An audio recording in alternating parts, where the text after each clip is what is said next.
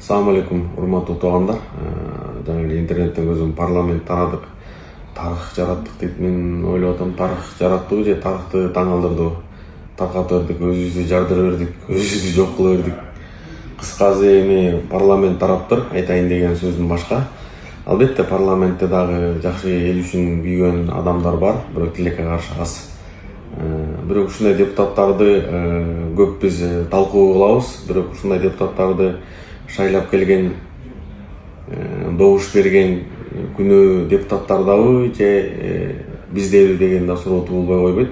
Азыр мен мындайча айтканда кепилдик берем, ушу 90 депутаттын 70 кайда кетип келбесе мен мурдун кесип берем да. Кайда эле ушулар шайланып келет да.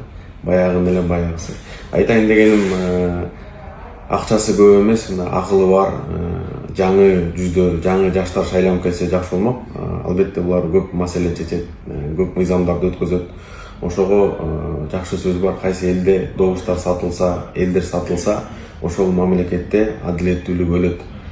Кайсы мамлекетте адилеттүүлүк өлсө, ошол жакта мамлекет кошо өлөт депчи. Ошон үчүн Чубак устаздын да айтып кеткени бар, добуш бул аманат. Ар бир добушту берип жатканда ойлош керек.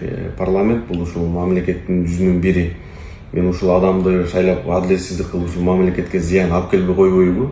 Ушул кичине арзыбаган акчасын алып агитацияга жүгүрүп жатканын, Кыргызстандын келечегине мен урпагыма мындай балта чабып койбойму деген бир ойлор болуш керек да, бир сезимдер болуш керек. Эми канчанчы чакырык дейт, 8-чакырык дейби, 5-6 чакырык.